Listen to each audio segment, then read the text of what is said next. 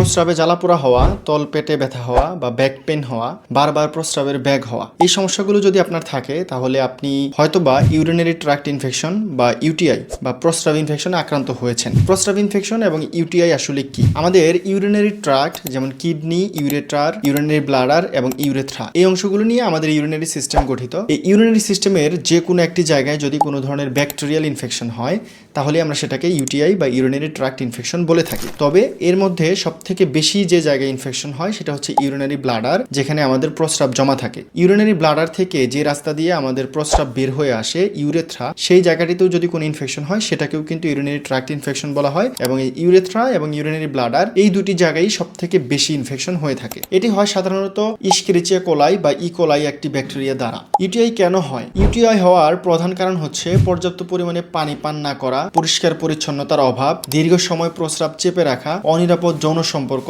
এই কয়টি কারণেই সাধারণত প্রস্রাব ইনফেকশন হয়ে থাকে। এর মধ্যে নারী, শিশু এবং বৃদ্ধ ব্যক্তিরা সবথেকে বেশি আক্রান্ত হয়। নারীরা বেশি আক্রান্ত হওয়ার কারণ হচ্ছে নারীদের যে ইউরেথ্রা বা ইউরিনারি ব্লাডার থেকে যে ওয়েতে প্রস্রাবটা বের হয়ে আসে সেটার দৈর্ঘ্য খুব কম হয়। পায়খানার রাস্তা থেকে নারীদের প্রস্রাবের রাস্তার দূরত্ব খুবই কম হয়, যার কারণে এখান থেকেও কিন্তু ইকোলাই ব্যাকটেরিয়া ইউরেথ্রার মাধ্যমে ইউরিনারি ব্লাডারে প্রবেশ করে এবং এই ধরনের ইনফেকশন সৃষ্টি করে। এছাড়া যারা বয়স্ক ব্যক্তি রয়েছে তাদের রোগ প্রতিরোধ ক্ষমতা কম থাকে, যারা ডায়াবেটিস আক্রান্ত রয়েছে তাদের এই ধরনের ইনফেকশন হওয়ার ঝুঁকি বেশি থাকে, কারণ ডায়াবেটিস রোগীদের প্রস্রাবে গ্লুকোজের পরিমাণ বেশি থাকে এবং যেখানে গ্লুকোজের পরিমাণ বেশি থাকে সেখানে ব্যাকটেরিয়াল গ্রোথ বেশি হয়, যার কারণে ডায়াবেটিস রোগীরাও প্রস্রাব ইনফেকশনের ঝুঁকি বেশি থাকে। লক্ষণগুলো কি কি? এই ইনফেকশনের লক্ষণগুলো হচ্ছে প্রস্রাবে জ্বালাপোড়া করা, বারবার প্রস্রাবের চাপ হওয়া এবং প্রস্রাব করতে গেলে মনে হয় যে প্রস্রাব সম্পূর্ণ হয়নি, আবার প্রস্রাব হবে, এই ধরনের অনুভূতি হবে। তলপেটে ব্যথা হতে পারে, রাতের বেলা জ্বর হতে পারে, ব্যাক পেইন হতে পারে এবং খিঁচুনি দিয়ে জ্বর আসতে পারে এবং কিছু কিছু ক্ষেত্রে অ্যাসিম্পটোমেটিক থাকে, মানে কোনো লক্ষণই থাকে না। এই রোগটি হয়েছে কিনা সেটা বোঝার সবথেকে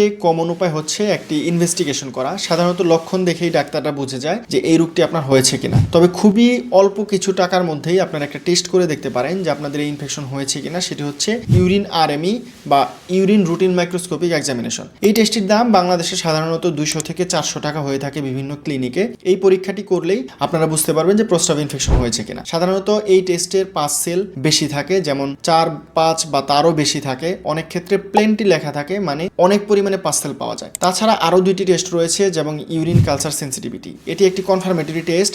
প্রস্রাবকে পরীক্ষা করার জন্য একটি কালচার দিয়ে 72 ঘন্টা অবজারভেশন করা হয় এবং সেখানে বিভিন্ন ধরনের অ্যান্টিবায়োটিক দেওয়া হয়। এই পরীক্ষাটি করলে আমরা বুঝতে পারি যে রোগী কোন ব্যাকটেরিয়া দ্বারা প্রস্রাব ইনফেকশনে আক্রান্ত হয়েছে এবং কোন অ্যান্টিবায়োটিকটি তার উপরে ভালো কাজ করতেছে। এছাড়াও কিছু কিছু ক্ষেত্রে আলট্রাসোনোগ্রাফি করলেও কিন্তু বোঝা যায় যে প্রস্রাব ইনফেকশন হয়েছে কিনা। সেক্ষেত্রে আলট্রাসোনোগ্রাফিতে সিস্টাইটিস লেখা থাকে। এই তিনটি পরীক্ষা করে আপনারা জানতে পারবেন যে আপনারা প্রস্রাব ইনফেকশনে আক্রান্ত হয়েছেন কিনা। এর মধ্যে ইউরিন কালচার সেন্সিটিভিটি পরীক্ষার রিপোর্ট আসতে কিন্তু 72 ঘন্টা সময় লাগে।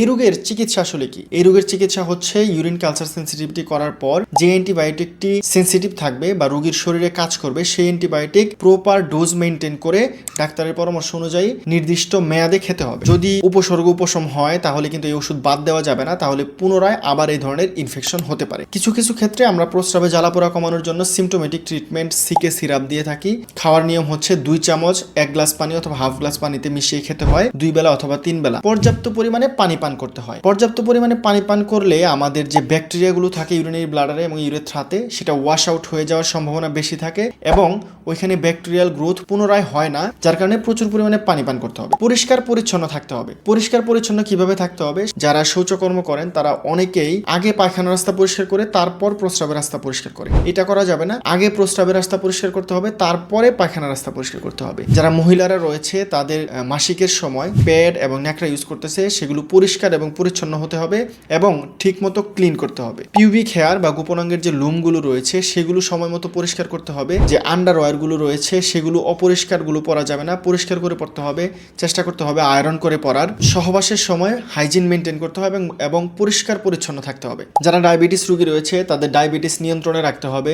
বিশেষ করে কিছু কিছু ডায়াবেটিসের ওষুধ প্রস্রাব ইনফেকশনের ঝুঁকি বাড়িয়ে দিতে পারে। এর মধ্যে একটি হচ্ছে এম্পাগ্লিফ্লোজিন বা এম্পা নামে বাজারে পাওয়া যায়। এছাড়াও মেটফরমিন রয়েছে, যেটা খুবই কমন, কমেট নামে পাওয়া যায়। তো এই ধরনের ওষুধগুলো কিন্তু ডায়াবেটিস রোগীদের প্রস্রাব ইনফেকশনের ঝুঁকি বাড়াতে পারে। ডায়াবেটিস রোগীদের সতর্ক থাকতে হবে এই ওষুধগুলো সেবন করার সময়। সময়, এবং ডাক্তারের পরামর্শ নিয়ে অবশ্যই ওষুধ সেবন করতে হবে। তো প্রস্রাব ইনফেকশন বা ইউটিআই নিয়ে আশা করি আপনারা একটা কমপ্লিট ধারণা পেয়েছেন। ভিডিওটি শেয়ার করবেন যেন আপনার মতো আরও একজন সচেতন হতে পারে এবং এই প্রস্রাব ইনফেকশনের ঝুঁকি থেকে মুক্ত থাকতে পারে। আর যদি কারো দীর্ঘদিন বারবার এই ধরনের রিকারেন্ট প্রস্রাব ইনফেকশন হতে থাকে তাহলে অবশ্যই একজন ইউরোলজিস্ট এবং একজন মেডিসিন বিশেষজ্ঞ চিকিৎসকের পরামর্শ নিয়ে ওষুধ সেবন করতে হবে। দেখা হচ্ছে নেক্সট অন্য কোনো ভিডিওতে। সে পর্যন্ত সবাই ভালো থাকুন। আল্লাহ হাফেজ।